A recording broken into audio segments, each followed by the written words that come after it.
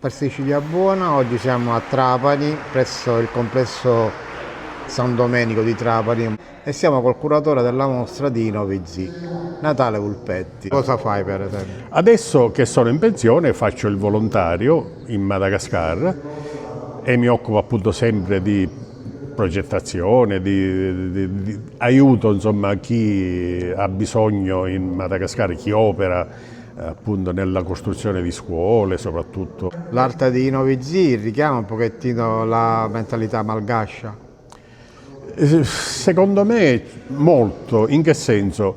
Lui già da artigiano qui, a parte che la sua storia è una storia particolare, lui appunto dal periodo hippie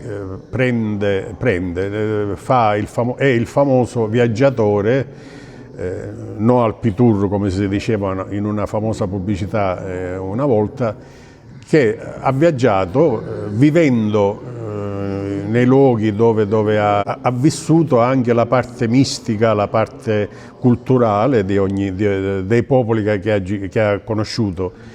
Questo gli ha permesso di appunto acquisire una sua filosofia o di valorizzare tutto ciò che aveva dentro e che appunto nella manualità dell'artigianato che faceva lo esprimeva, cioè andando fuori trovava materiali diciamo che lo colpivano e da questi materiali lui riusciva a fare oggettistica varia, dai oggetti ornamentali, poi è passato a poco anche a oggetti di arredamento, che adesso è anche arrivato a fare le lampade, che già era da un bel po' che le iniziava a fare, ma dalle lampade ora sono passate, i suoi lavori sono quadri che si illuminano, dove chiaramente deve emergere questa sua filosofia, che è l'arrivare anche all'illuminazione. Cioè il quadro si illumina. Possiamo dire che è una luce mistica? Sì, come no.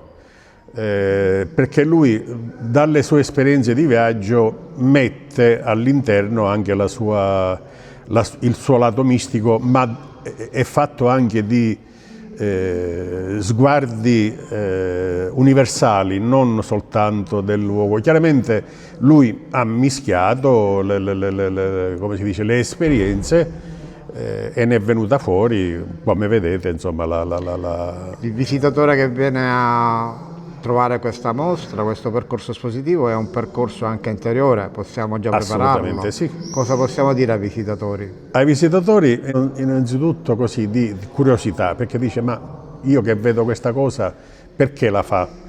Quando poi la guardi bene, l'opera o le opere, ti accorgi che lui utilizza materiali organici, naturali, cioè dai legni che il mare ha lasciato, che ha lasciato i fiumi, ma anche materiali tipo dalle foglie, dalle conchiglie, varie piante che magari si sono sfaldate e che magari si sono anche trasformate, ma sono tutti materiali organici.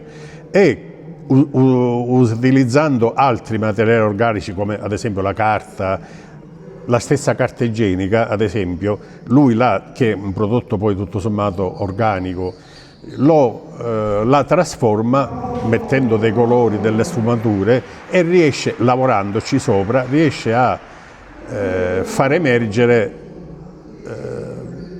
la parte spirituale, ecco. Esce fuori utilizzando tutti i materiali che trova, che sono tra virgolette materiali di scarto naturale, ecco, non scarto industriale. Cioè, sulle sue cose non troviamo la plastica, ma troviamo tutti i materiali organici che sono dalle ossa ai legni, alle piante, a tutto ciò che è organico. Fino a quando si potrà visitare la mostra? Fino a sabato prossimo, qui giorno al complesso 13, sempre San Domenico. sempre qui al complesso San Domenico, alle 7 di sera sarà sicuramente aperta.